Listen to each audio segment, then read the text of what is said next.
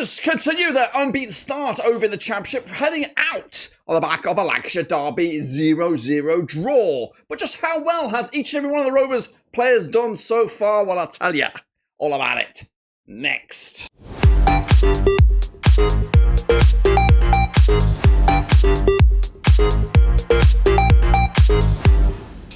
That's right, folks, back once again with another video. Today is a Rovers reunion. It's a podcast special as we take a little look, an overview of Blackburn Rovers. And we'll get to that in a second. If you're new, where you been, smash your subscribe and you want to stop shop for Blackburn Rovers Championship content, world football. We're going to all here under one Rooski. That's right. Today we're going to take a deep dive into the players and just rate them from hero to zero. So who, of course, has stepped it up, who, of course, needs to pull their socks up, and who, of course, who needs to get the heck out of Dodge. We'll talk about those guys in a second. Again, big shout out to the VIPs. They are the patrons and, of course, the brand new members. And, of course, you, the community. So don't forget to subscribe. Don't forget to smash the like. But let's get on with the show. The final whistle still ringing in our ears following on the 0-0 draw at Deepdale. And Rovers continue their unbeaten start to the campaign. Joining me, we have a whole host of Rovers fans to talk about the Preston game, maybe even talk a bit more about the Burnley match. Of course, the 3-0 drubbing of Bristol City. Lots to talk about, but let's go with Denver. Denver was there. How the devil are you, son? I'm good. Just want to say I've actually made this podcast because last time I was meant to, but I was so jet lagged. By the time I got home, I was passed out and completely missed the whole thing. But yeah, I was there and glad to be back on.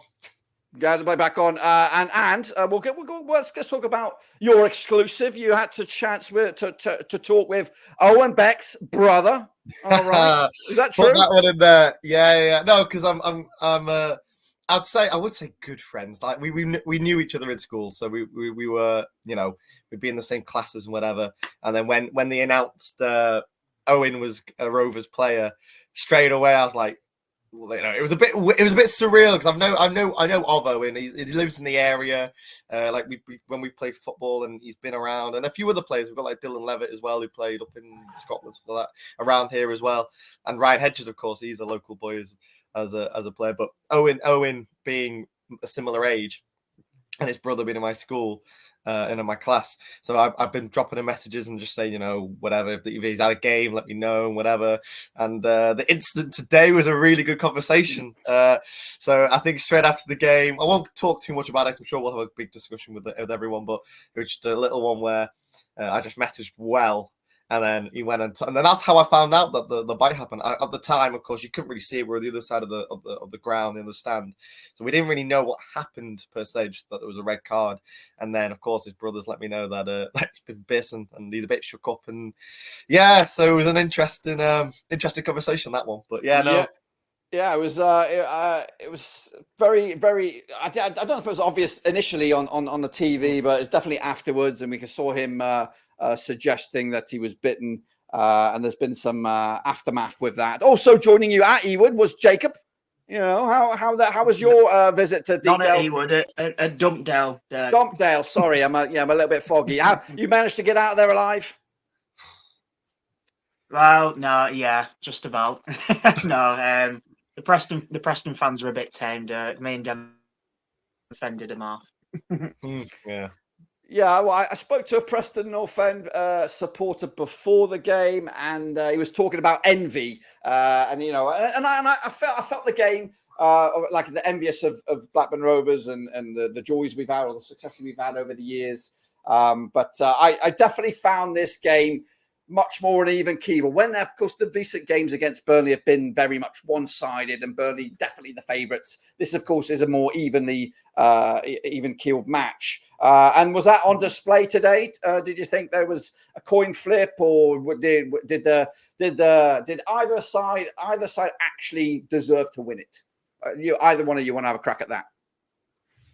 I personally, I think if anyone could have won today, it could and should have been Preston probably. I was quite disappointed, to be honest. But I mean, we have to take the positives of it. We keep drawing away, and to be fair, it's 3 tough away games. I don't think anyone looks at Preston away at the start of the season and thinks, that's an easy it's the most confident I've gone to Preston in a long time. I don't think I've ever gone and genuinely think, we're going to rock up here and we're going to make a statement. And, they go down to 10 men so early. You're really hoping Rovers can, go and just steamroll them. Something with a side that's looking like it could go for the playoffs would probably go and do in that situation. So it was a bit disappointing for me. And to be fair, Preston finished the game so well. I was genuinely a bit worried at the end there that they were going to score. But, I think, again, it shows the experience we've got that we managed to kind of weather the storm and get out of there with probably a decent point. You probably would have took a point before kickoff. Yeah, I think the best opportunity did fall to Rovers. Denver. I don't know if you managed to catch it on your VCR with Tyrese Stoner hitting the woodwork at the end. Did you see any other golden opportunities for Rovers? It felt very much a poor attacking display, to be fair, and Eustace kind of threw all his attacking stars at it, but nothing could to really get us going in the end. Yeah, no, it was in possession, especially really, really poor. Just decision making and just certain patterns of play not really working today. But I'm sure, and John Eustace has pointed that out in his interview. So, it's not a cause for concern. They'll go back to the drawing board in the training pitch and hopefully find new patterns of play. So that's not necessarily an issue. But yeah, it was and even the chance that we had. I just stopped recording when that chance because I think we just had a corner. And so I was recording the corner. It's come out, nothing should happen. I put my phone down, and then bang, we've put a ball in, and that chance has happened. The keeper saved it at the shot, and then Dolan's hit the post. But other than that, no. Especially when they went down to 10 men. But that's always the case. If anyone's watched the Arsenal City game just then, and going down to 10 men is never as easy as people think. That in a low block, and you've got to try and break down a team, and that's what we had to do. But unfortunately, we just didn't have the right. I don't know, not mindset, but the right structure to go ahead and do that. It was very much, we'll try and pass around, and there was nothing quite there. And if we put a ball in, it was too far over. And when we got to the edge of the box, not taking our shots. And I think one time Travis had the opportunity to shoot, lost the ball, and then they had a good counter attack. So, but yeah, ultimately Preston defended really well, and again, we'd had limited chances, and again, like Jacob said, if it was anyone was going to win, especially before the man sending off, it was definitely Preston. And at the end, not just Jacob was nervous, I was, knowing us, typical us, Blackburn, we always concede those kind of I think with Preston we conceded late and in other grounds, always last minute. So I think of Sheffield United as well in one of them. So when we went down to 10 and that period of time, we were thinking this is it now, we're gonna get hammered. But no, Pearsie made a few good saves, and we live to fight another day. So yeah, we'll talk about pairs because I've got a bit of a ranking thing coming on in a minute, performances for the season. But I'm going to let you guys take a breather for 1 second. We're going to, of course, there were other folks watching at home. Stevie was there, so was Jonty. And of course, the game did lack a little bit of, we got the privilege of maybe a little bit of replays and stuff like that. And maybe this was a game for a creative wizard like Cantwell, and he got an opportunity. But what do we? He's only been a couple games, couple cameos, but so far, he's not there yet. He's not there, and I'm hoping we will get to see the true Cantwell. But what is your take on the game and maybe even Cantwell's performance? Steve, you're under the mic. Well, with Cantwell, we can't. I think it's hard to judge him this early. He's pretty much. I don't think he had a pre-season when he was at Rangers, so I think this is kind of his pre-season, which is why he's kind of slowly coming into the team rather than being chucked in the deep end. But I think my only I voiced concerns about him when he came in the last pod, but because also one of my big concerns is that if he just turns out to be like Dolan, where he'll end up doing these bits of magic here and there, and then it'll go 3 or 4 games where he feels like one of them players where they frustrate you, but then they'll just do something amazing now and then. But yeah, in terms of the game as a whole, I feel like we're quite lucky to get out with a point, as everyone else said. But I wouldn't say it was. I don't think Preston did if they did a little bit more, then they deserve it. But like they didn't really threaten too much. Pairs has stepped up recently, which has been quite good to see. But again, like we've seen this before from him, where he'll go through a long list of games, like 9 games or so, doing quite well, and then he'll make like 3 or 4 mistakes back to back. But the only positive coming from this is having Eustace. So you see, even like today when Dolan went off, you see him giving him putting an arm around him. So that's I think that from this game, probably seeing Eustace putting his arm around the players, which with players like Dolan and Cantwell, that I don't think really JDT was doing, which in that interview which Travis gave earlier in the week, where he was saying, well, it was before the Burnley game, I believe, where he was saying about how he's saying about how he didn't really feel love from JDT, and then he comes away and scores straight away afterwards. So yeah, it's just I think that we have got a lot of players that just need a little bit of an arm around. We've got some experience. So where a game like today, we would normally lose that in the dying minutes normally. So yeah, it's just positive really. Being able to get a point from something which we normally would lose at the end of the game. Jaunty, do you think it's 1 point gained or 2 points lost at the end of the day against Preston today? I think the general consensus on here is we would have taken a point before the game. I think you need to put this kind of game in context, and the reality is they've got a very good manager in Heckingbottom. He did a fantastic job along with his assistant Stuart McCall at Sheffield United. Very, very tough to break down, and we saw what I consider a very, very good Preston performance today. But I don't think it was Preston as such. I think it was more the way that the manager sets them up. He had an experienced team out. They all knew the roles, especially when they had the man sent off. And I mean, there's obvious disappointment for Blackburn Rovers today. It feels like we've missed an opportunity, but like I said to you before, we need to put everything into context. We were staring down the barrel of relegation only literally months ago. We're now sat in comfortably, I'd say, in the playoffs, and deservedly so. And I think today was just a true reflection of Championship football. There's any team can beat any team on the day. I think today, like I say, was a very good game of football. It not to the neutral that wants to watch Sky Sports and see lots of goals and things like that. But I think I can't remember. Forgive me. I can't remember if it was Denver or Jacob that said we lacked creativity today, and we did. And the usual players that you rely on that would create something just struggled today.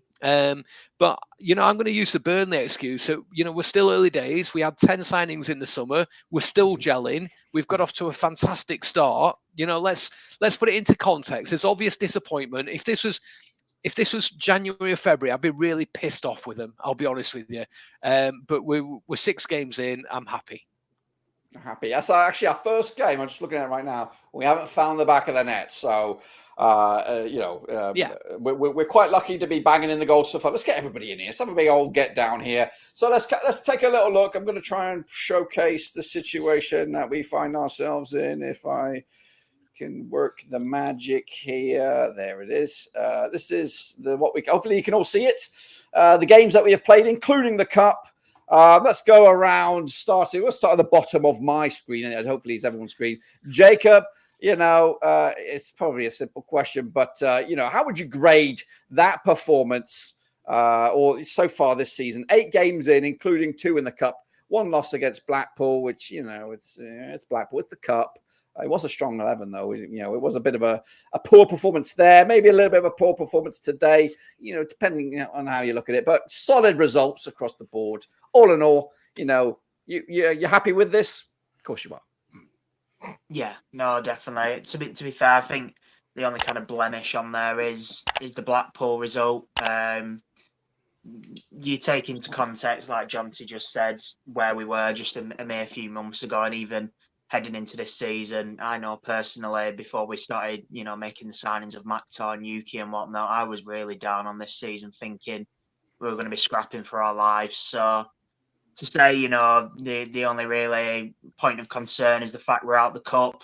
This many games in, it is encouraging because you're winning your home games, you're drawing away from home, and as I've said on the previous podcast, you're doing that, and you probably are going to be in and around the playoffs if you're consistent with that. Obviously it is disappointing that we're out the cup because your players like Buckley's and whatnot aren't really getting the game time that you probably need, and probably a bit frustrated with that. And I think that's probably why, ever since that Blackpool game, Rankin Costello has not had a sniff. He's not had a minute. But yeah, I think obviously today was disappointing. I'd say out of the league games, today was definitely the worst performance of the season. I think we could all probably agree with that. But worst performance of the season away from home, and you get a draw against one of your rivals. It's not the end of the world, is it? No, and Denver now, of course you're tight with the Beck family, Owen Beck. Now, if this does stand the red card, my understanding, 3-game ban. That must be a breath of fresh air for Mr. Pickering, who looked like he was going to be spending a good part of the season, doing keepy uppies at halftime or something. So, Pickering's coming in. Now it's a chance for him to try and reclaim this spot. Who would you think out of between the two, Pickering, Beck, will have more appearances in a Rovers shirt this season? Put you under the pressure. That is a tough question. I think, right, they're both very different players, right? I mean, Owen is very much, he's going to get into those final thirds and really drive into that box, where a Pickering, he will get you down the byline and then probably find, it's more of a creative player or someone with that bit of pace that will get you into the box. But I mean, both players are both reliable fullbacks. I think with Pickering, maybe you get a bit more experience. So depending on your game management or the type of game that you're playing in, you might put Pickering's experience in over. But Owen Beck, of course, has come in and really shown us why he's so highly thought of at Liverpool, and he's a class act at the end of the day. But the only thing with players, of course, young and still developing, you're just waiting for that mistake to come, and you can maybe say the red card today, but then of course the incident, of course, itself is quite unique. You can't, it's a bizarre one, but no, I think. Most appearances. Again, it's hard to say. You never know if Owen gets an injury or Harry Pickering gets an injury.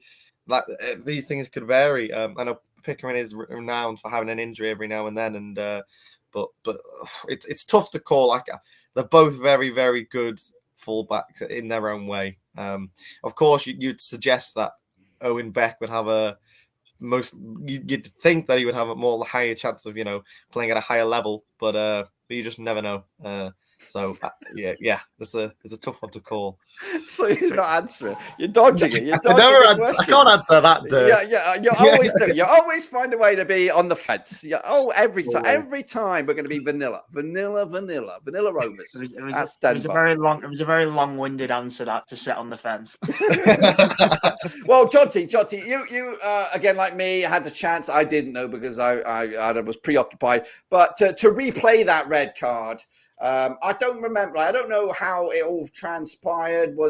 I think there was a challenge by Beck, which was that the red card instance, or was it the aftermath, which was started by the bite? I don't know if you can recall how that red card played out. And where I'm going with this is sometimes a red card on a player, it kind of tarnishes their reputation. Matt Takei, of course, had a red card against Burnley, but it was Burnley.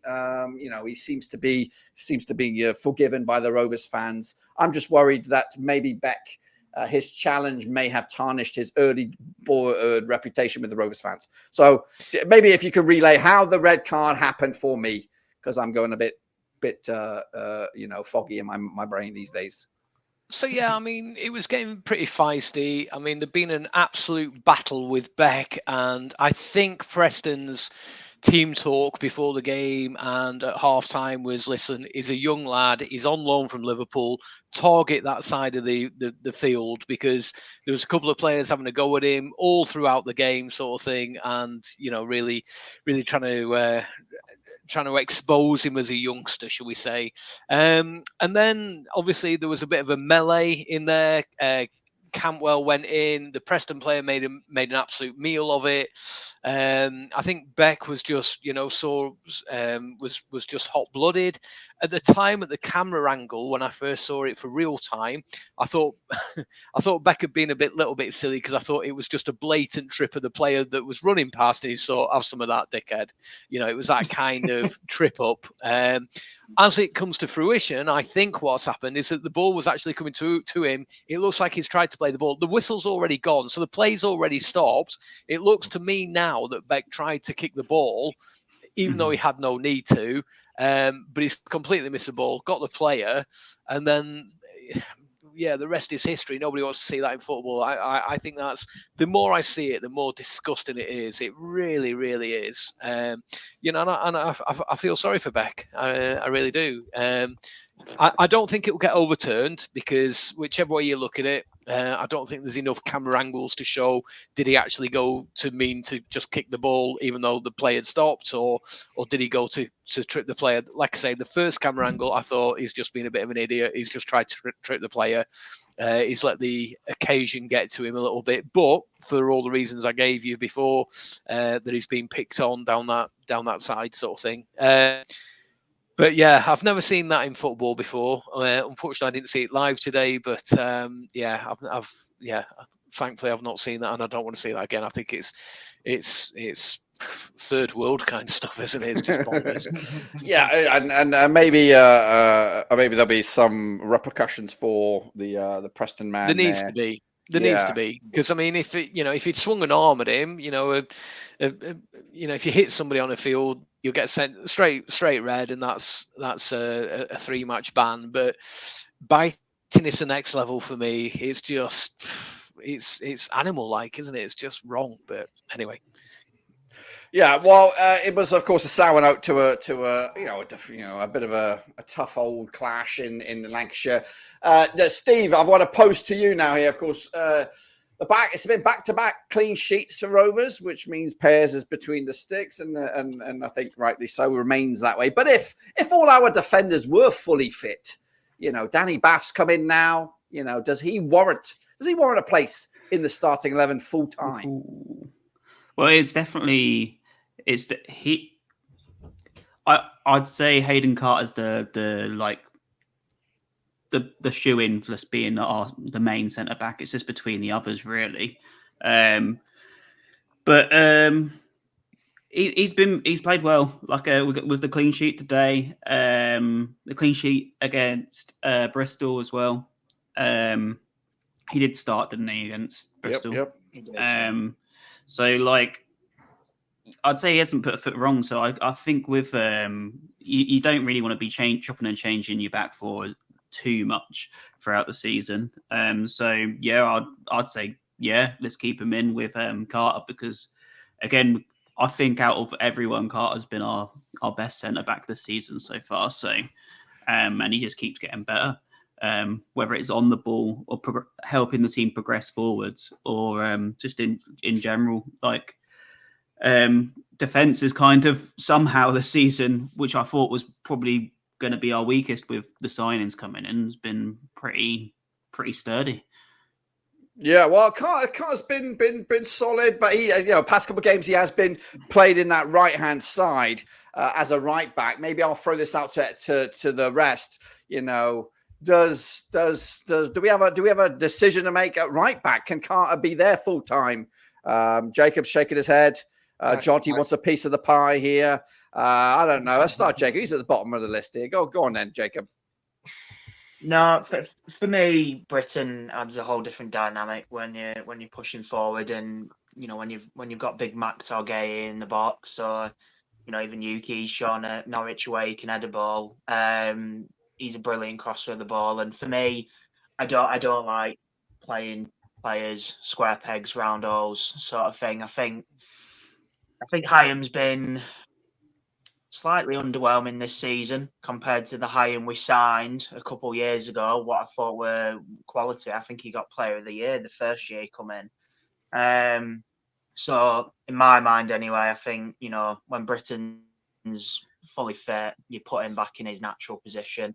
Get Carter back to centre half, and then if it's a choice between Bath and Iam, it's a choice between Bath and Iam in my mind. Jonty, you had your hand, or Denver, whoever wants another piece of that. I was just going to add that. Yeah, I was. Go on, John. No, go on, Denver. All yours, mate. All yours. I was just gonna add that I think today defensively we've been really, really good. And Danny Bath, I think today was superb. But then even Hyam just making the right decisions and ducking but then again with Hayden Carter, as much as he's the most able to play in that right back position, because you wouldn't put a Danny Bath or whatever in that position, and as much as he's done well, I remember there was a time in that game where Hayden Carter decided to go on a run down the wing and he's run it out of play. Like he's not a right back at the end of the day, and he's a great centre back, but there's a reason why, of course, we put him in that right back position, because you wouldn't put a Dominic Hyam or Danny Bath, who are they just don't have the legs to get up and down that Carter can. But yeah, I agree with Jacob completely. I think that Carter is definitely the future for us in one of those centre back positions. And but then, as much as Jacob says, he's not been as impressive as he has in the past. They've defensively, we've been really, really good. I think goals that we've conceded, there's the wonder goal by Oxford, and there's some difficult chances for them to do. But on a whole, I can't complain of how today they defended really, really well. Again, we limited them to limited amount of chances. I know Pears is in goal and will get the credit for some of the saves, but the boys, they've been really good. So, Jonty, you want to wrap this sucker up? Yeah, I was looking for the Teams thing, where you put your hand up, sort of thing, so you can me. But anyway, it's not on this platform, so I'll just have to do the traditional method. Yeah, for me, it should be game specific. I think we've got enough talent in midfield and up front, and I don't like seeing us on the back foot. So against QPR at home, put all three of them at the back and don't play with any wing backs. Do you know what I mean? And if you're going to do that, maybe Preston today, Joe Rankin Costello, when he was playing right back, it used to frustrate the hell out of me. Put him in midfield because that's his best position. We've put him in midfield, and for whatever reason, he's not been the same Joe Rankin Costello that we loved this time last year, sort of thing. So, maybe right back is his position, sort of thing. So maybe at your Prestons, you're slightly weaker away teams. I'm not for 1 minute saying that Preston were a slightly weaker team, but they were there for the taking, in my opinion. Maybe put Joe Rankin Costello at right back and let him just do his stuff up and down, because we've already said that, Carter, he's going to struggle to get up and down that wing, bless him. That said, that turn that he did against Derby County when two players, I think they're still travelling now. The two players that went on their little slidey tackle sort of thing, and he just turned them. Oh, honestly, I think they'll be, almost with you guys over in America by now, sort of thing. But no, Joe Rankin Costello for me. I think it's game specific. I think Rovers with the experience, and don't forget you've got I always struggle with his name, McFadden, as well. You've got four brilliant central defenders. Put three at the back, play five. A 3-5-2 formation. Just go for it. The Championship is there, to mix it up, sort of thing. I think, and I said that I think this on the previous podcast that we did when I was there, is that you can almost have a home team and an away team, sort of thing. And let's not be too obvious. I know that a lot of Championship teams, they watched each other for 2 or 3 weeks before they actually play you, sort of thing, with all the scouts and what have you. So if you're as obvious as constantly playing a 4-2-3-1 formation, or whatever the case may be, then you get found out. Yeah. I'm all for that. Mix it up a little bit, but especially today, we felt like we threw all our attacking options on, and we didn't have anything in reserve. Wyman was on, McTagay was on, Ohashi. Then Cantwell came on, and it just felt like we ran out of a little bit of idea.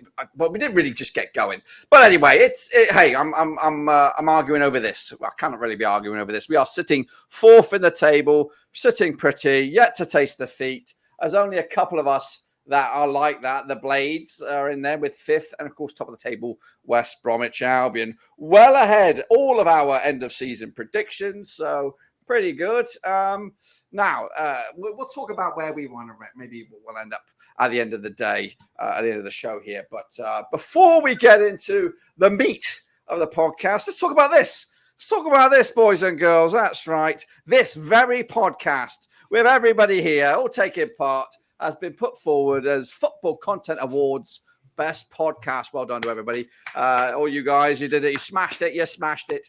But that is just the half of it. Don't forget to get out there and vote. Make it worth our while. Make it be worth me get my ass over there and heading down to London. But I don't know how this all came about, the podcast anyway, but I'm glad it's there. Yeah, so does this animate? Yes, it does. Look at that. I ain't messing around. But anyway, that's what I might talk about that again in a minute. But we are talking about it's 6 games in the actual season. It's 8 games played, including the League Cup. And I've also got something else to do, and we'll do this. Hang on, I've got to stop the share for a second, and then I got to reshare. Hang on, something else. We're going to make this big here, and we're going to share this guy. Dirk, if you win it, do we all get a pay rise? Well, we'll see. We'll see about that. We're doing right now, huh? Say again. I missed that. Well, and we got a spinner here. We got a spinner here, and we got the tier list here. So we're gonna. Have I got everybody in there? I'm not in this. I'm just the adjudicator. So we're gonna get the order. So we're gonna let the spinner choose who goes first. Whoever gets first is the first name I have on the block. It will be Jacob. What a surprise! First, place the order. Remember the order. We'll hide him. Then it'll be the pay rise is from 1 bag of American sweets to 2. By the way. Hey, I'm coming over soon. It might be Halloween style. We'll see. So then I've had enough sweets, Dirk. Say again. I've had enough American sweets. Give my bag to Jacob. There's his 2. He might. So the 2 wards up first, and then it will be. Who's it going to be? It's going to be Denver and then Jonty. There we go. So that's random. So it's completely random. You don't know what you're going to get. Do you know what that's like? You know when you're the fat kid getting picked at the side? I was always the last one. Hey, the last one might be the best one. You don't know. So we'll see. You never know. We're gonna get back to this. So 6 games in, 8 games played, including the cup. I want the order. It was Jacob first. Where does this guy fit in your season?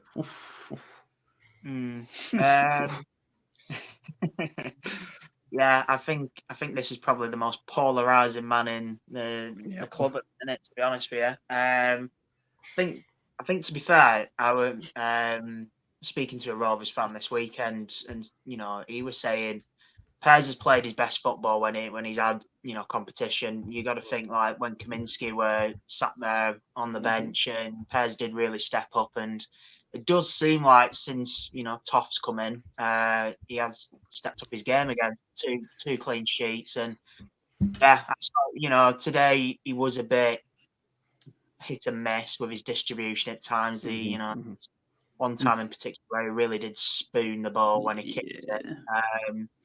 But to be fair to him, he's made a couple good saves there. When, as been mentioned, we were quite solid throughout. There weren't really any clear-cut chances for Preston, so it's not like he was going periods without being challenged. So to pull off those couple saves before the half time and then towards the end there, and he has saved us a point.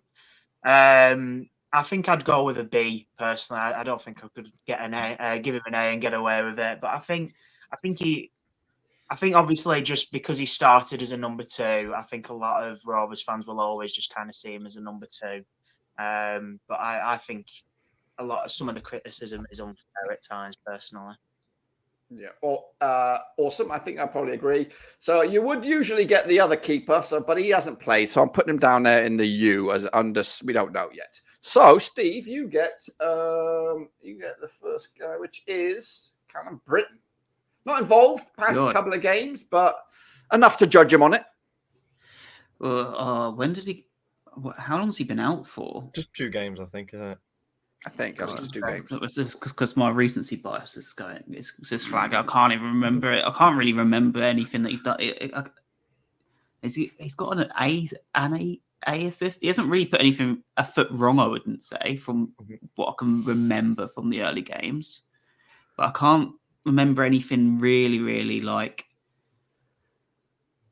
I'd give him I'd probably put C because I don't want to go to. I wouldn't say there's nothing. He's not done anything wrong, but hasn't really done anything where it's like blown anything out the water from my thoughts. If you're struggling to remember him, then he's probably not done enough to warrant a good grade, probably. But yeah, I've got a mind like a goldfish, so like who knows? Denver, you have the left back, Harry Pickering. I thought it was going to be Owen Beck, you know. No, he's coming later, I think. Again, picked Mr. Reliable, but injured for the past few games since the Burnley game. Yeah, not really done anything wrong. I'd put him in C again, along with Britain. Yeah, it's been solid. You call him Mr. Reliable, I call him Mr. Slug. So the next guy I had, I don't know if he's played enough, so should I chuck him in the U? Is he a U? He is a U, right? We haven't really... Unless you're grading his coaching ability away at Burnley. Yeah, that was a good performance. So, Jonty, you do get a centre-back, and he goes by the name of Dom Hyam. Yeah, I just kind of echo the thoughts. I think Jacob said it, to be fair. His first season at Rovers, he was Colin Hendry in disguise, wasn't he? He was just winning everything. Doesn't quite seem as having the same impact and influence on the game. I think C's harsh. I think he's a C plus B minus. I'm going to give him the benefit of the doubt because I do like the guy. I'm going to give him a B. A B. I think he's soured a lot with Rovers fans since, was it the Millwall game? Millwall, yeah. Yeah, I think he's... With the calm down, you know, we want a point. I remember. It frustrated me a little bit. But hey, you gotta bounce that with the scorpion kick. You got to kind of bounce them bad boys off of each other. Because, you know, those kind of chalk and cheese stuff, but I get it. Okay, Jacob, man of the moment. Oh, my super fan. To be fair to Danny Bath, he's come in and he has been quite solid on his past 2 games. And yeah, we as someone mentioned, you know, it might be no coincidence, but he's come in and we've got a couple clean sheets. And to be fair, like it seems like most of the signings we've made just hit the ground running. And I think obviously that, you know, kind of goes to show, obviously, with his experience and whatnot. So Bath is going to get a B for me. Do you know that Sky were calling him Bart? I don't know. Yeah, yes. Danny Bart. Bart. How you get Bart out of that, I'll never know. But there you go. Well, I know. I looked him up, and he's part of Indian descent. So I don't know, you know, if that adds. He could technically play for India if they were any good. Yeah. Which is crazy. So I don't know. Stephen Ward. Oh, but you're next up. Flavor. Oh, that's my favorite player, I guess. I was going to add to the debate earlier. I'm pretty sure when he was on loan at Portsmouth, he played right back for the whole of that season, and he scored I think he scored like League One's goal of the season. It was like from the halfway line. Was actually. If you haven't seen it, check it out. But I'd give him a B. As much as I was singing his praises earlier, I think he's like looking really solid. He's worked his way into his team. He's into the team. He's not seen as the youth player that he was before. In previous seasons, he's seen as a senior player, I'd say now. He hasn't got as much experience as others around him, but he's the guy in our defense I'd want in for like 40 games this season. Yeah, he's come of age.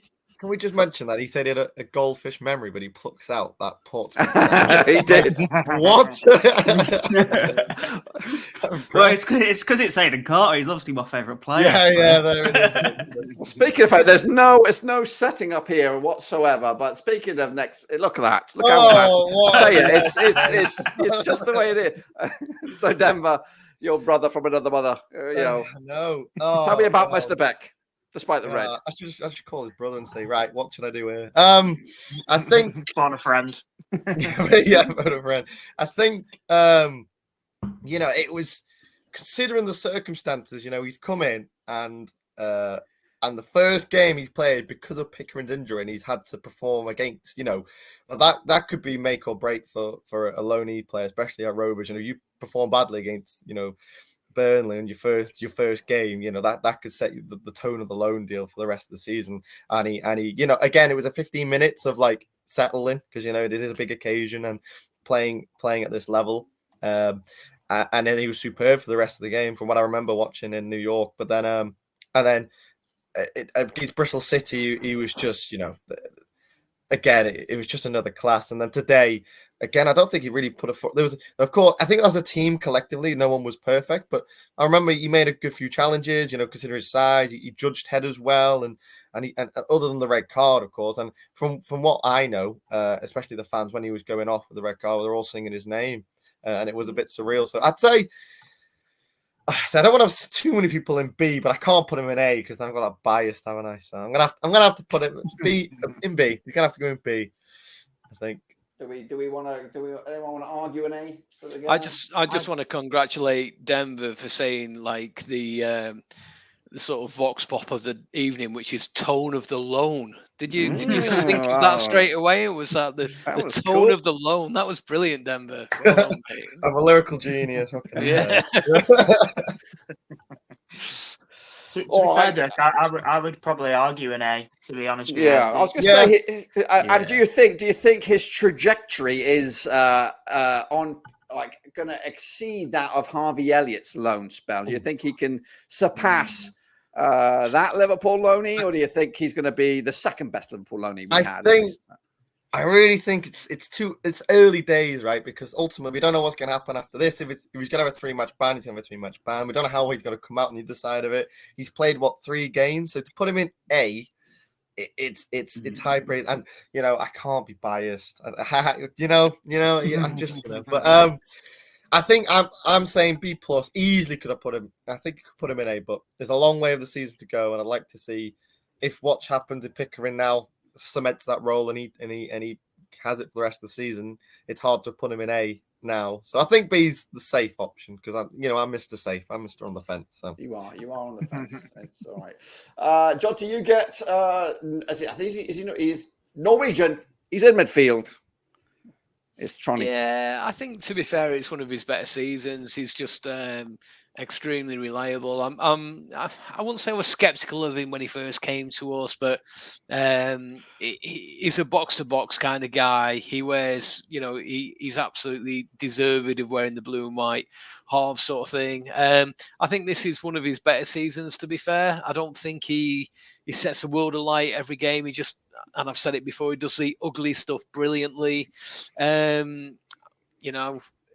Him and Travis on away games, absolutely. I think at home, though, it needs to be him and maybe somebody like Buckley, Cantwell, somebody like that, or Travis and Cantwell or Buckley. I don't think 2 of them at home is the right combination if we're going to go for it. But in terms of, God, this is difficult because does he warrant an A? It's one of his better seasons, in my opinion.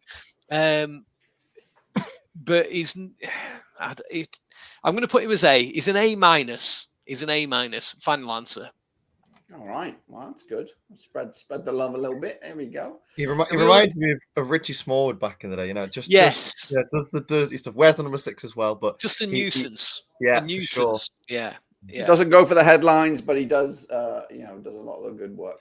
Now again, early take on this guy, and it's the way it comes out. I guess is it coming in number order? It's Mr. Cantwell, Jacob. Two cameos. I want to judge. I want your opinion. Yeah, I think to be honest, I think when he come on against Bristol, a couple skew with passes. Yeah, but then I think he did kind of start to show his flair and his cheekiness. There was a no-look pass in there. There was a reborn across. That didn't really work, did it? Yeah, he's. I think that kind of shows. I think he's showing the type of player he is, and I haven't seen that type of side to a player since Dolan really came on the scene, and it unfortunately kind of seems like that's been trained out of Dolan a little bit. But today, he come on, didn't do anything too impressive. I would have liked to have got him on earlier, personally. I think I could feel the game slipping out of our fingers. But today, to be fair to him, he actually put a few challenges in here and there, which, looking at him, you might think, this bit of a pretty boy, he might shy out of a game like this. But to be fair to him, he did get stuck in. I think it's way too early to really kind of judge, so I'll go with a C. C. Good call. I just don't want to see him sort of be. Yeah, I think he's very much like a Buckley that needs to play week in, week out, dipping in and out of a few games. For me, isn't going to work. He needs to be starting the games. But then the question is, who do you drop? Do you know what I mean? He will be starting once he's match fit. Yeah. He's our marquee player now, isn't he? I think obviously, as we said, he's not had a pre-season. I think after this next international break, I think he's got to be starting. So who do you drop? Lewis Baker. Get him out because he took over from Rankin Costello. So there is a spot for him. He's got to get ready. He's got to be. I'd get Dolan back out wide. Dolan is not a number 10. Yeah. It goes back to what I was saying about when you play at home, you have the back, then you can have Dolan out wide, and you can play your 3-5-2, whatever you want to do. I think away, you might be a little bit more defensive sort of thing. So I think I think they need the full 90 minutes, not necessarily week in, week out, but they can't go rusty and just come on as 15 minutes to go sort of people. Your Cantwells, your Buckleys. Buckley shines when he's had a few games, in the team sort of thing. If he came on today, he probably will have just been like everybody else and just blended into being passengers, Yeah. Who's next? Steve, right? Steve, you got this guy. Oh, bloody hell.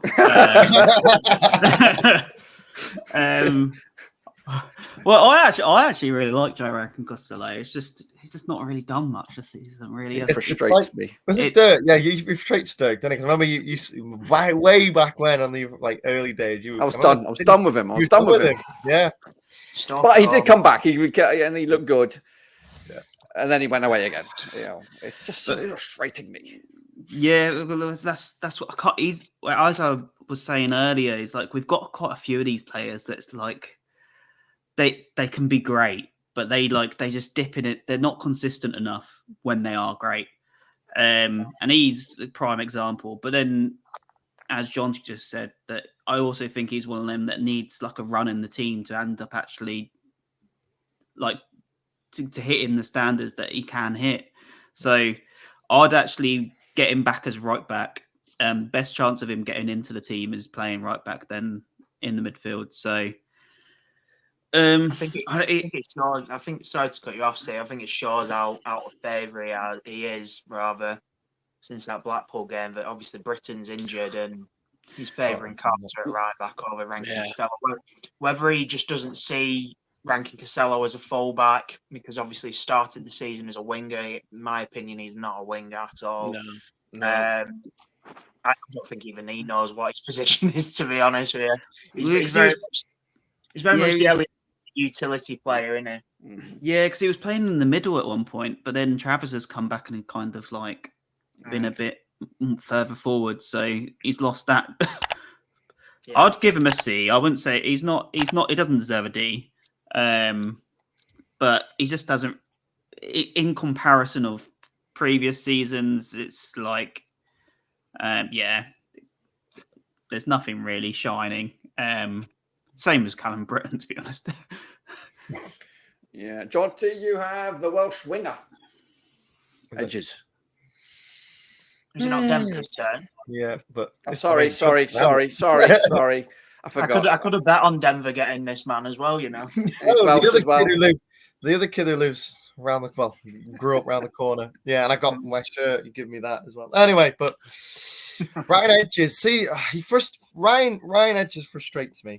In terms of because you'll score a wonder goal like he did against Watford and then get injured for 7 months. But then today, I think he played reasonably well today.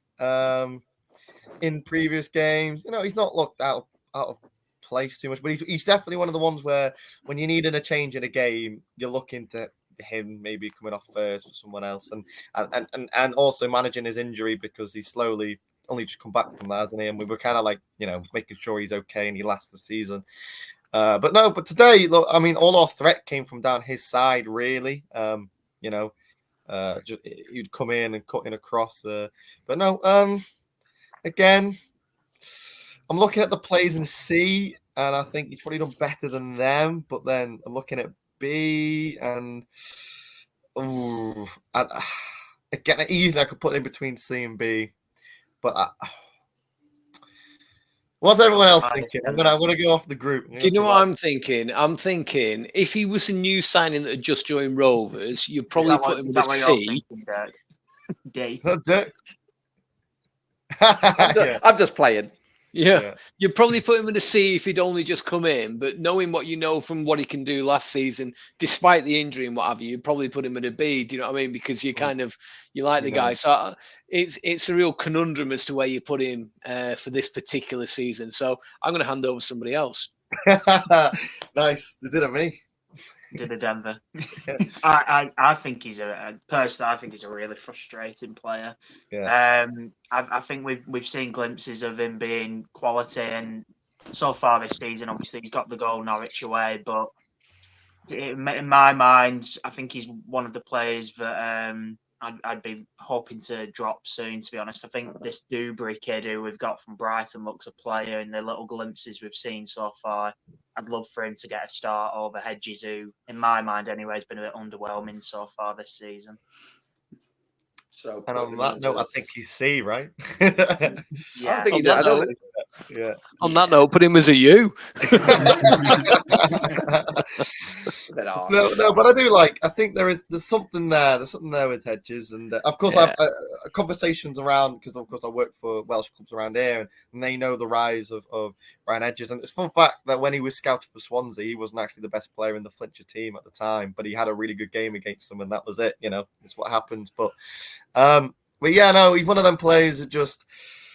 You just hope maybe have a little bit more because he has it in his locker. But yeah, well, whenever he hits any form, he ends up getting injured. So he's one of those. I mean, and we've already, and I know we're going to come to Buckley in a minute, but your Buckley, your Hedges, and your Rankin Costello, if they were to go and be sold or to go out on loan, I'd be quite gutted.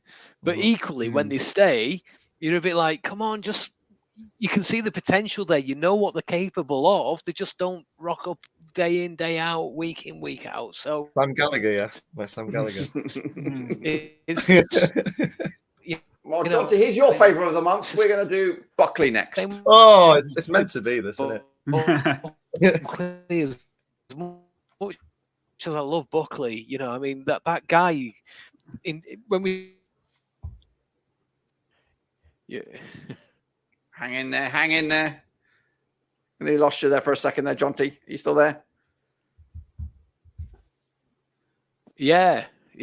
Am I back? Sorry. Yeah, you're back. Are you back? Can you hear us? The delay's killing it. Jonty is still with us. We'll put him on the back burner here. We'll put him here. We'll just. Is it just me? I think.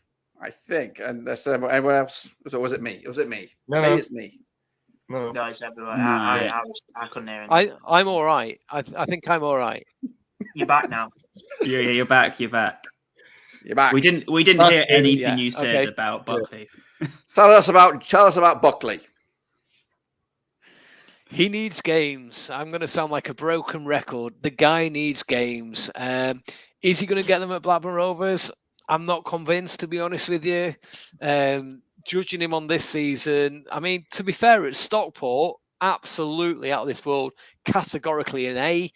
Against Blackpool, D maybe. So he's somewhere between a B and a C.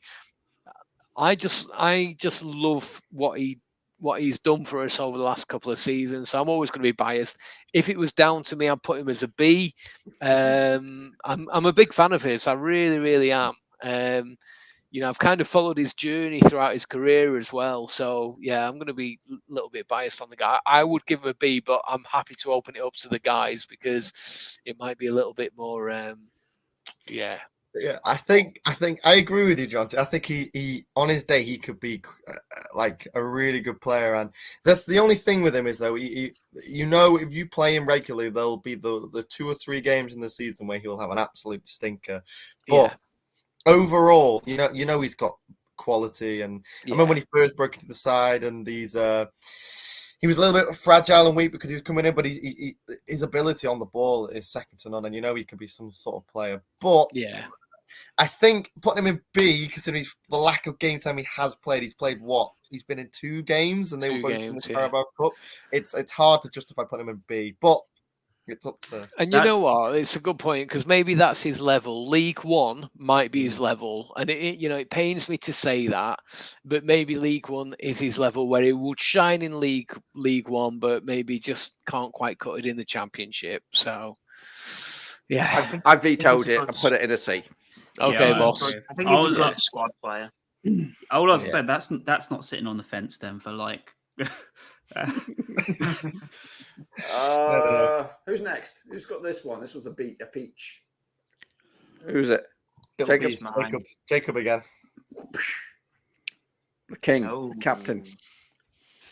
Yeah, to be fair, a man who in previous seasons I've been very critical of, but this season he's come back, and I think he has stepped up.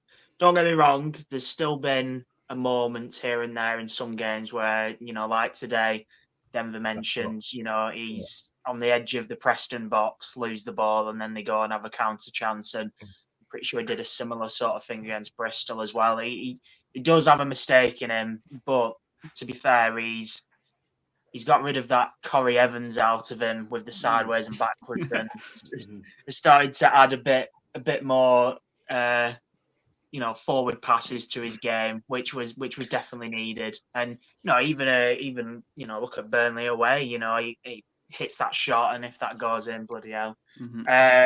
But yeah, he's grown on me this season, and I think. Yeah, you've stole my thunder there, but yeah, I'll give him an A. I think, to be honest, after the way Dom Hyam captained the side last season, I think it's been refreshing having him back as captain as well. I think we can all agree on that. I was nervous for you giving anything else but an A, but I think this guy bleeds blue and white, and I've always said I don't mind losing a game of football. Honestly, I've been Rovers 37 years now. I don't mind losing a game of football. It's the manner in which we lose. If we were to lose, it's the manner in which we lose. And Trav will always give you 110%, every single time. And the fact that he's come back from a different club and still absolutely is Blackburn Rovers through and through is hats off to him. So today wasn't his best game by any stretch of the imagination. We saw the Trav of, the side to side kind of Trav. I don't think he did that much today, but he's one of those players that you much prefer to have them rather than play against. Mm-hmm. Yeah, he's back to his best. This was a curveball a little bit for Steve. Good job we're here, isn't it? Yeah, indeed. Loney's made a couple of appearances from the bench, past 2 games, and Jacob's got a little bit excited about him. But what's your take, Steve? Yeah, he's shown glimpses. Obviously, I've not been there live, so I can't really see it firsthand. But he's shown glimpses. But I don't think there's been long enough really to see anything. You can see there's a player there, but it's just whether he gets enough time this season, really, because of the other wingers ahead of him. I'd give him a C because he hasn't really like Callum Britton and who else did I have? Rankin Costello. Like he's played less time than them, and neither of them really showed anything. He's probably shown the same as them two for me, but actually that's probably being a bit harsh on Callum Britton, to be fair. But we got another loanee for Jonty. No, he's got no picture. He's here. He's here. Denver. Bloody hell. Sorry, I did it again. I'm forgettable. I get it. No, you're not. Dirk. How have you been nominated for this award? Hey, it's I've got something in the oven. I can smell it. Maybe it's my mind's going over there. But hey, so this guy's here, but his picture is not. It's Lewis Baker. Okay. Again, I'd say it's a tough one. I mean, he's getting into the team ahead of your Buckleys, ahead of your Costellos, ahead of some players on the bench where you'd think, there's some good players, with the love for Buckley and the love for all these players, and he's getting ahead of them. But I've seen him play these two games against Bristol City where he looked like a little bit a fish out of water, playing out of position. He wasn't in those central areas, so he did look a little bit uncomfortable, but he did a good enough job. I mean, we won the game, and we did. And then today, again, he looked all right today when he played, but then I think that injury, and then I think when they went down to 10 men, we knew that someone was going to come off, and it was most likely going to be Lewis Baker, and I think the injury just helped the excuse to bring on Mikdar Gay on. But Lewis Baker, I mean, the two games we've seen, he's been solid. He's not really put a foot wrong. Again, we've seen very little of him, and he did well against Burnley as well. He came well against Burnley, but again, I think that at that point we'd gone down to 10, hadn't we? And so we were very defensive again there. So we couldn't see what he was about at that point. Where of course, against Bristol City, he played, and again out of position. So we've not really seen him in his best position. But when you've got Tronstad and Travis both up in A, it kind of suggests that there's a reason why he's not in his position. But he's starting for a reason, and he's played well. So, but early again, we haven't seen him in his best position. I think C is probably going to be fair. Okay. Don't know what everyone else thinks. No, you're right. It's fine. It's a fair assessment, I'd say. John T. Right. Icelander. No. It's like, oh gosh. Yeah. I need a wee. So if you want to hand over somebody else first. No, I'm joking. Can we just validate A, B, C, and D? So are we accepting that A is exceptional, B is exceeding expectations, C is meeting expectations, D is underperforming, U is shouldn't be anywhere near a Rover shirt? Is that all right? The U is like not much to go off, or 0 to go off. Like McFadden hasn't played this season. The Hungarian keeper's not played. All right, brilliant. So D is garbage. So you want to put this guy in U?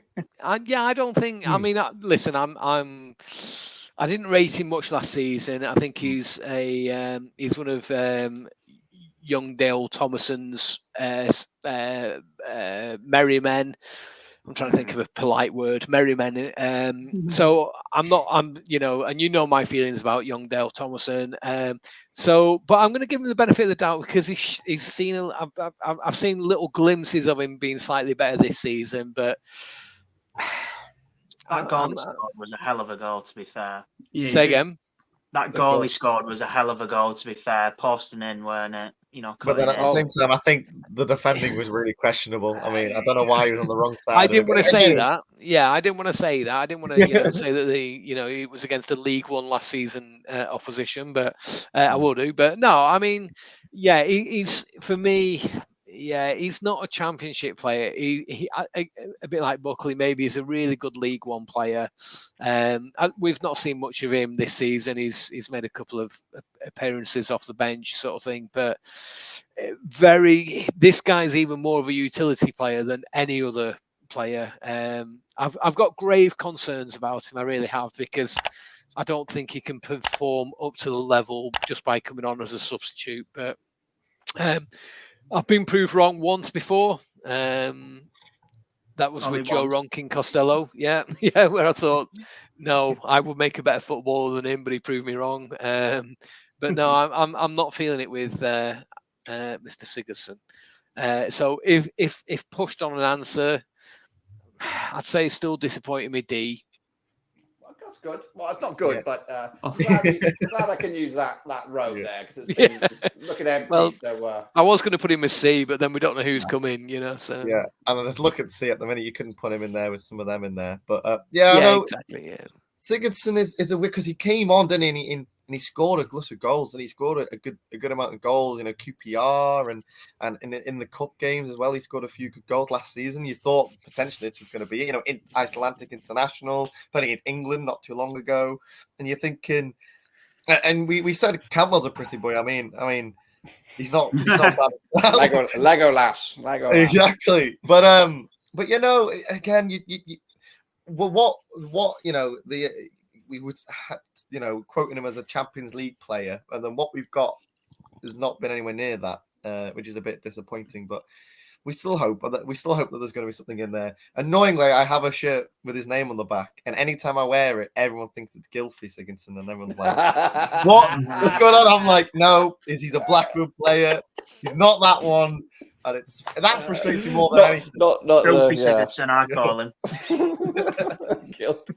But hey, it makes it whole worse. I believe he's he was top earner for Rovers, Sigurdsson. He might be second now. I think Cantwell might have trumped him, but to think that he's League One at best makes me sick a little bit, seeing all that money go down the shitter. So hopefully something changes in January. Jacob, right? Yes. Mm-hmm. All right. Okay. This one's got a bit about it. you're getting good at this, Dirk, aren't you? Now? I am. You're just warming up. Big Mac's up. Yeah, I think it sums up how good he's been. The fact, obviously he scored against Stockport in the cup, but he hasn't scored a league goal yet. He got sent off against Burnley, and yet the fans still love him. You know what I mean? I think he's a character. I think it's a lot of fun what we're seeing on social media and whatnot. But in terms of his performances, obviously he seems like the man who's kind of stringing the midfield and attack together and just linking it all. I think I would have started him today. I really would have. I looked at, Preston away. It's going to be a struggle. Just like, we went into Burnley away knowing it was going to be a struggle. And despite the sending off, I thought he was brilliant, Maktar. And obviously he's the one who sets up Goal of the Month, Andy Vyman, with just a big lump up front and then knocks it down. I think we needed that today. And I would have liked that from the get-go personally. Not to mention his assist away at Norwich for Hedges, perfectly weighted ball. So I'd give him. I don't know if A is a bit too generous, but I'll give him an A just because I think you've come into this side and he's hit the ground running, and what more could you ask for? I suppose. Yeah, I agree. I think the red card was stupid, but that aside, I think I agree with you. I think it was naive of Eustace to play Yuki up front today. When you look at the size of the Preston defenders and the experience of that team, you need a big, ugly, centre forward just to mix it up and win some of the headers. And Yuki for the first 15, 20 minutes, that will have done his confidence no good. And I was annoyed at Eustace. And I'm a big fan of Eustace, I've got to say. And I thought that was a little bit naive because we're still hitting the longer balls up, which I don't mind. You know what I mean? Plenty of teams do that in the Championship. So, and I thought it was really naive of Eustace to expose Yuki like that when you've got Big Mac that could have started that game. So, yeah, I agree. He got sent off, but I think he's a character. I mean, I don't know if any of you guys have watched the Rovers video where they give him the gay camera Actually, no. Not the game camera. Better change that. yeah. Woo. They gave him the Mactar camera. Yeah, that's probably why they called it the Mactar camera, wasn't it? Yeah. And he just went round filming when they were doing the big team photograph and what have you. So, yeah, you might need to cut that bit. It'd be all right. You ain't going to win any awards for that. No, we'll definitely win it for that. Yeah, you're going to get us cancelled, Jonty. Yeah, Rovers, no way. No, I think he's a character. I think he's a good guy to have around. He's got that big, infectious, beaming smile that you just fall in love with straight away, sort of thing. And I think he buzzes off the players. I'll tell you what was worrying for me, and I'm sorry if I'm jumping the gun here, but when Yuki scored those 2 goals against Bristol City, was anybody else a little bit worried that no other player sort of ran straight over to him? Did anyone notice that, or is it just me? I know somebody brought it up, mentioned it in the comments, and I think I did look at it for a couple of angles, and I think they were on their way. They were on their way to him. I just think they were a long way away. The second goal, I think they were more astounded by. They were literally. We all were in the stand. Yeah, I think I have it on my vlog, but they were literally like kind of like hands on heads, sort of like like applauding whilst walking over, just astounded at what he'd just done on his weak foot. I don't think there's any bad blood there personally.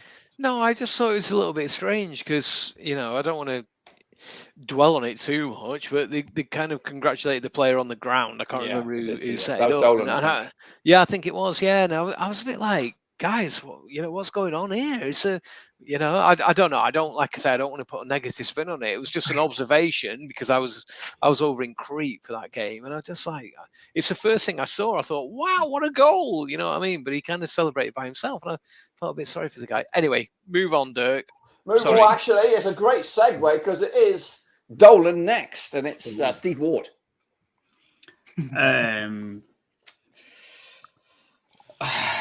I keep getting the bloody tricky ones, don't I? Yeah, I'd give him. He's such a bloody annoying player. Frustrating, yeah, because 1 second he's had a few decent games.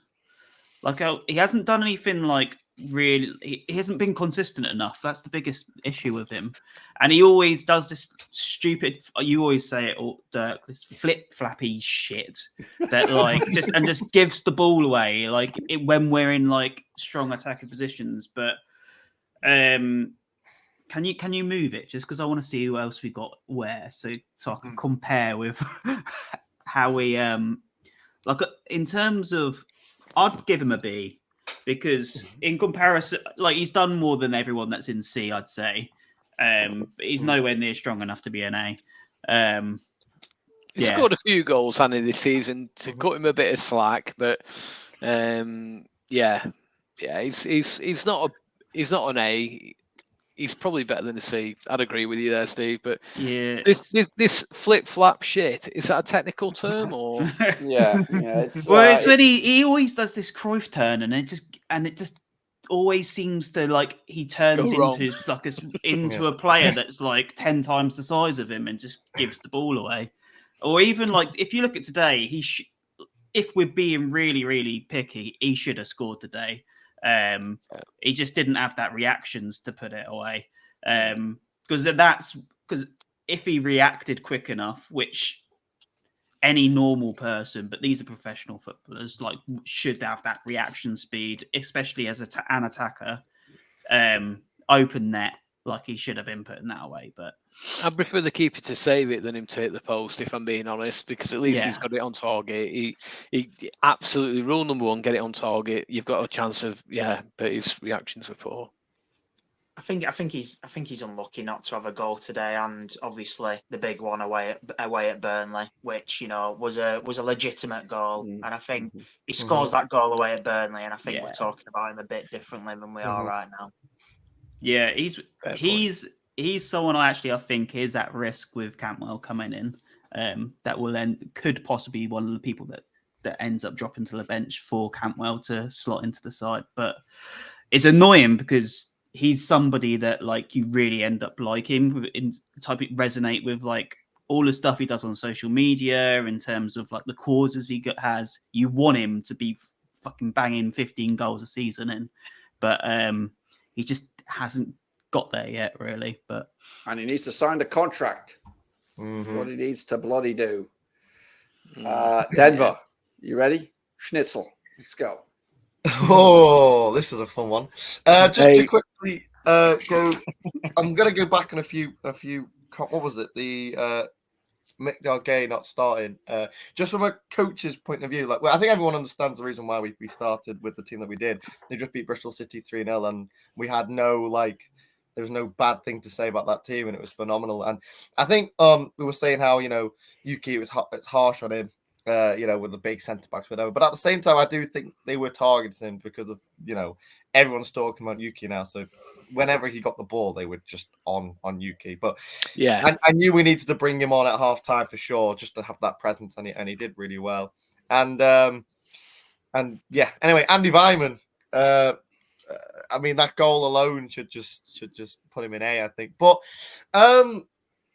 yeah, I think just relax. He just seems to score the goals. I think when we signed him, because he was trialing, wasn't he? He'd come to just do some fitness stuff with us at the time, and then he's impressed. We signed him, and at the time, we're thinking he's probably just going to be a Danny Bath, Kyle Mafazian kind of play. He'll just be a bit part, probably around the club, just a bit of experience. And then he goes and scores that, Carter did all the wonderful work, but then he goes and scores a header, and then he scores again, and he scores that wonder goal against Burnley, and now he's a cult hero at the club within 4 games. He's just a class player to have around the group, and the start that he's at this season, I think I have to, with the looking up there, he doesn't go out of place in that A bracket. So I think that's where I'm going to put him. Yeah. They're even chanting Andy Weimann's blue and white now after that goal. Did he play today? Did he come on today at all? He did. And Yeah, then he came on. he almost I thought he pulled up at one point straight away. He started limping, and we were like, "Oh no, he's just come on." And has he not warmed up probably? But he was fine afterwards. But yeah, he was quiet, and I think Dolan as well was quite. Everyone had a reasonably quiet day today. I think there was one point where Dolan did his whatever the term was, I can't remember it now. But then and give the ball away. But as much as we say that about Dolan, we do miss that bit of magic that he used to perform back in the day. So it's those, isn't it? Those you want him to do it, but then when he doesn't do it right, we're frustrated. So. If it works, it's amazing. If it doesn't, we hate it. Yeah. I'm just going to slide in Harry Leonard down into the U. We haven't really seen him. But John T wraps us up, I think, with Yuki.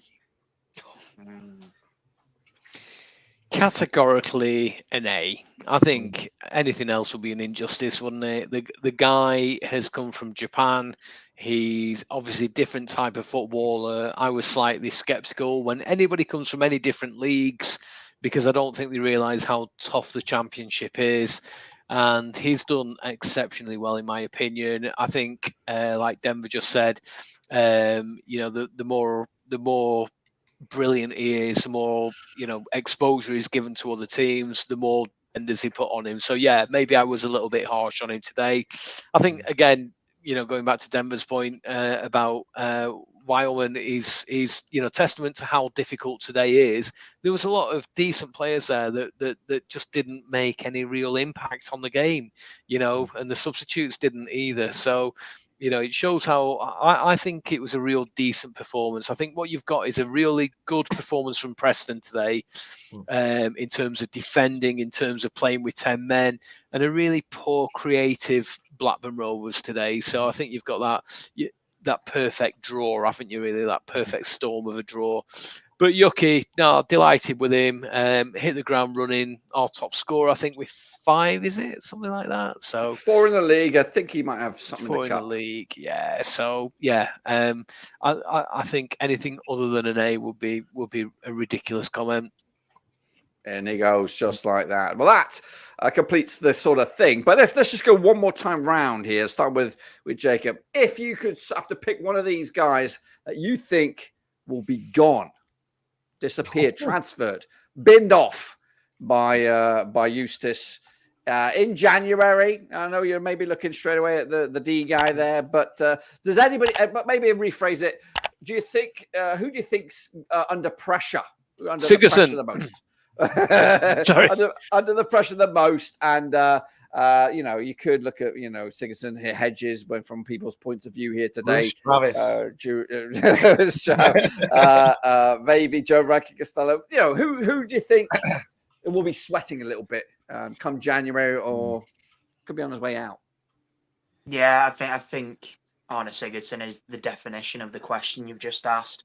As we've said, if one of the highest earners, Todd Cantwell probably has overtook him now, but he's on 15 to 20k a week. I do not think he'll be a starter by January. I think he will still be a bench player, and frankly, we can't afford to have someone who's taking up those kind of wages on the bench. And also, his contract is up in summer, so if we want to cash in on him and get a bit of money for him, it's going to have to be January, because at this moment in time, I would be gobsmacked if he signed a contract. And as Jonty said, he is a John Doe player. I don't think he is a John Eustace player. And yeah, it's a shame it's not worked out, because we all got really excited over him, but it happens. I just want to point that, he was actually there today. He wasn't in the match squad, but he was warming up at the beginning of the game, Sigurdsson. So I don't know. It's an interesting one, considering he wasn't in the match squad whatsoever. I was looking through, didn't see his name. And then he was there taking shots at the goalkeepers at the beginning. So yeah, he has been injured, hasn't he? I think that's why he's been, absent as of late. And I was really happy for him to get that Oxford goal, a big goal. But yeah, for me, I think the way we're kind of playing now with our wingers, he wants fast wingers who are kind of a bit more dynamic than Sigurdsson maybe is. Sigurdsson's more of the John Doe style of football. Let's pass it about and kind of, walk it into the net. Could you see anybody else in that list that could be playing for somebody else on loan or something come January? Anyone else? Buckley. Actually, it all depends on contracts, really. Because I don't really know how long of different players have their contracts left. But as soon as you said about Sigurdsson at the end of the season, I'd get him gone in January, because if he had a little bit longer, if we work a loan out for him, but there's not long enough really for him to progress somewhere else and then come in and hit the ground running. It's for example, with Buckley, look, as much as everyone wants him to do great, if he's coming to the end of his contract at the end of the season, make some money off him rather than loaning him out would probably be the best decision.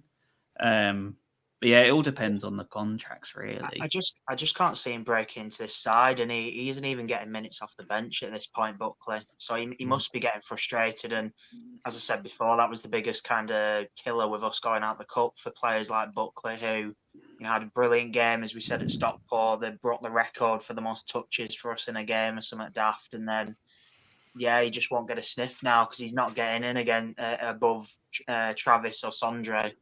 So it's as simple as that. You'd say Siggy, you'd say Buckley. What about Hedges? Is he got to sweat a little bit, you think?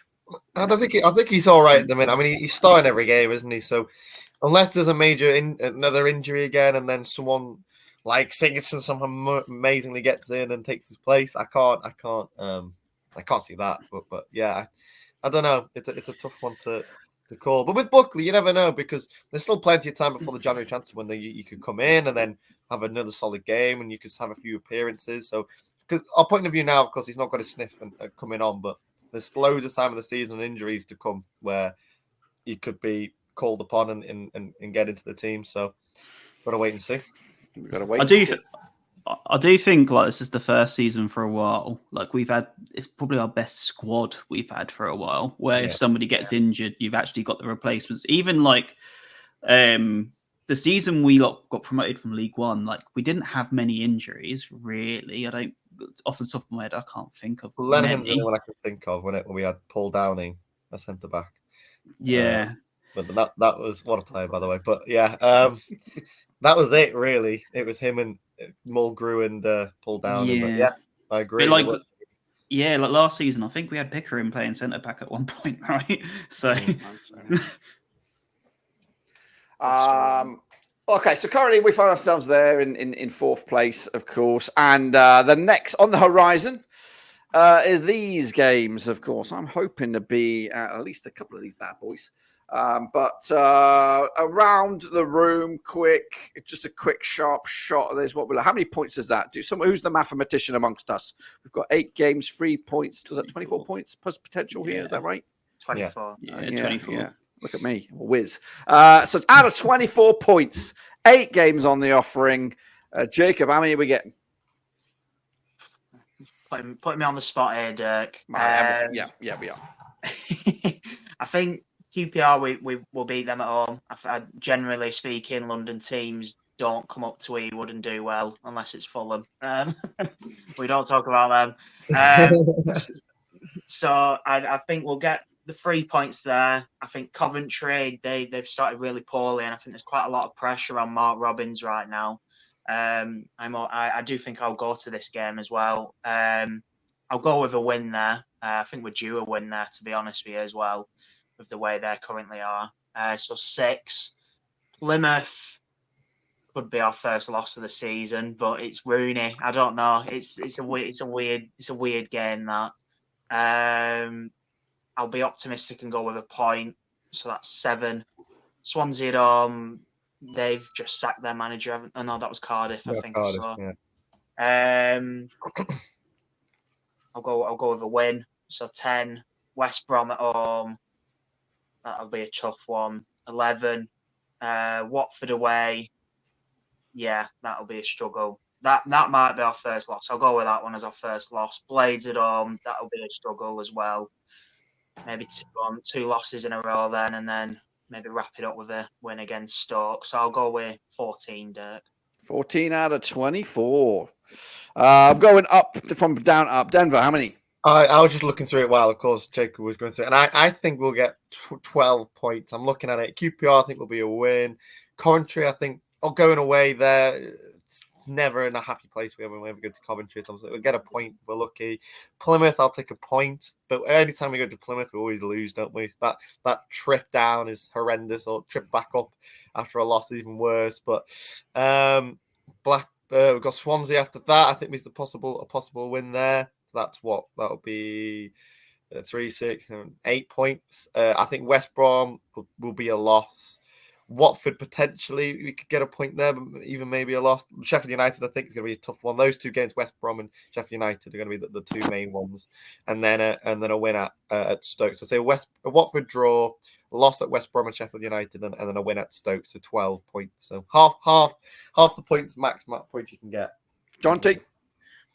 Yeah, we've got 3 really difficult games right in the middle of all that. I mean, QPR, that's not going to be a walkover. If you remember what QPR did at the end of last season, where they were relegated, they were dead, they were in League One.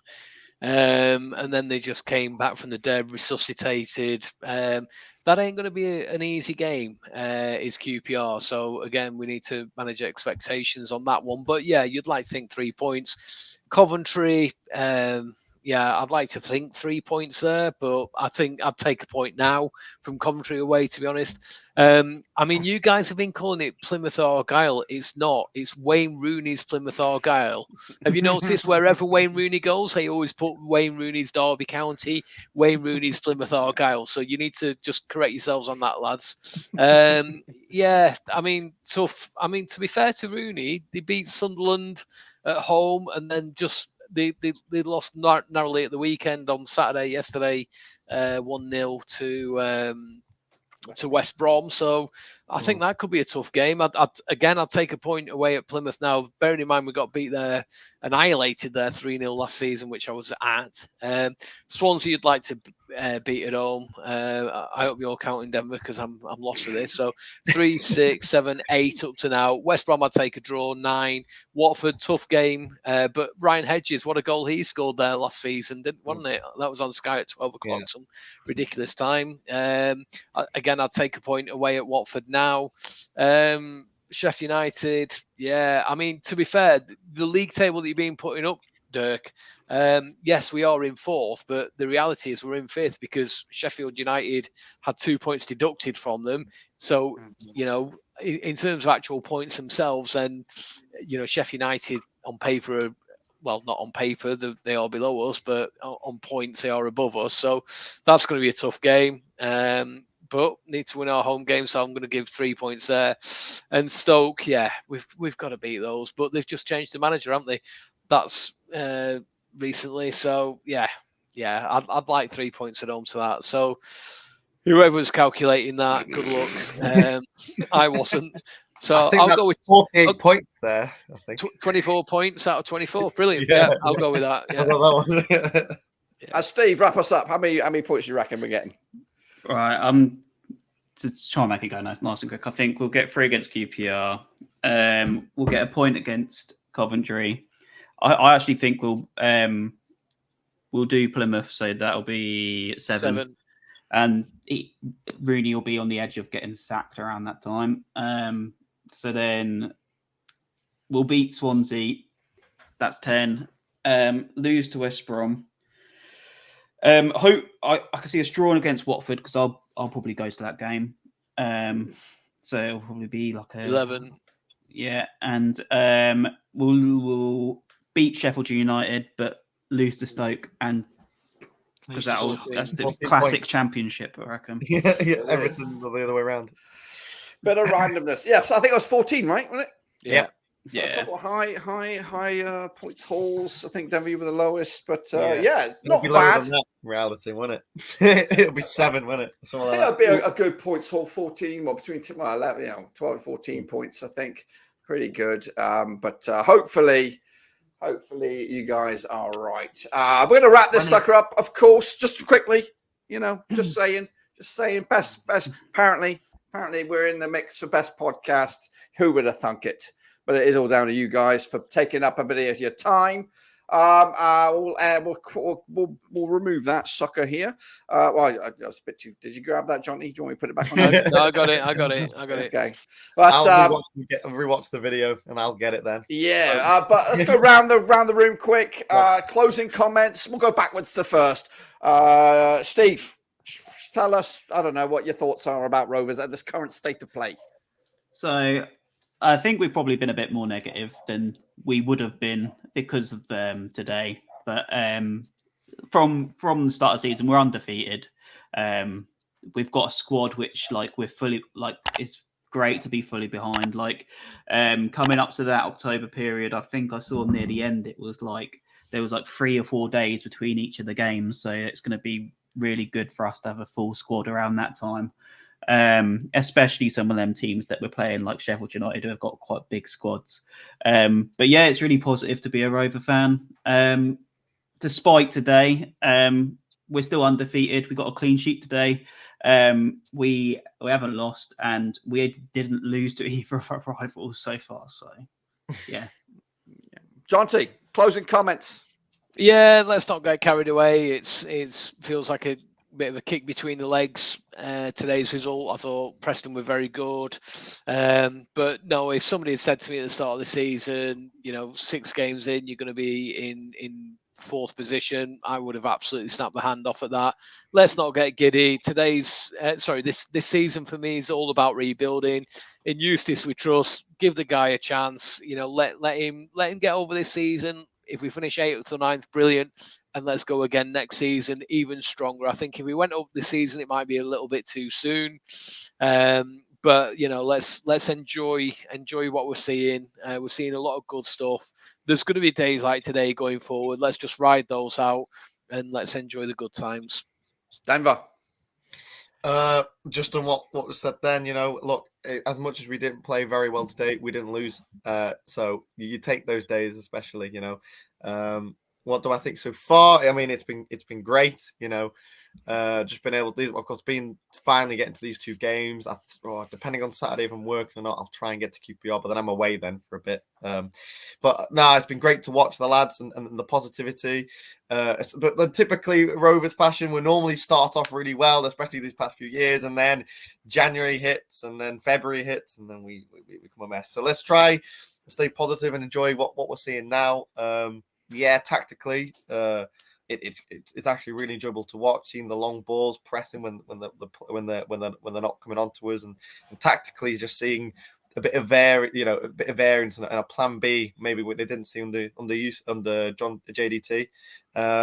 But yeah, no, all the lads that have come in have been great. They've bonded really well. We've got a connection with them, and we've got songs already for 3-4 of them. And let's just hope for more, I guess. And Jacob, close us out. Yeah, I mean, every season there's that one team that kind of overachieves, I suppose. I think last season that was Ipswich. A couple of seasons ago that would have been Luton. Even thinking back to probably like, your Brentfords when they made it to the playoff final. Just got to hope it's our year. It's well overdue. We make the playoffs, isn't it? And I think you're right, John T. I think there should be sort of no expectations or even pressure for us to make it on the back of last season where we literally stayed up by the skin of our teeth. But we're just riding a high right now, and to say we're still unbeaten, to say we've played quite poorly today and we've come out with a point. If you can play badly away from home and come out with a point, then you're doing something right. So I think we can only get better. Cantwell, I hope, starts to kind of really step up and show his quality at this level. And then, these other players that we've brought in are only going to go from strength to strength as well. And I think, the usual January, February drop-off, a lot of that would probably be down to frailties in the squad. And I don't see those kind of frailties this season. So I'm just hoping we can negate that and, keep this run going. The club's is as positive as it has been for a long time. And, maybe that's why we got nominated, Dirk. That's right. Positivity. And a great way to bow out. Yeah, folks, there you have it. Once again, big shout out to the troops for coming by, the Roverseas Mafioso, for talking all things Rovers as we look forward to another weekend of action. Again, if you're new, hit the old subscribe, smash the like. We'll be back with another card podcast very, very soon. And of course, don't forget to smash the old vote button, get in there and vote for the podcast. I do appreciate it. But yeah, let's get going. I'll see you soon when we come back around.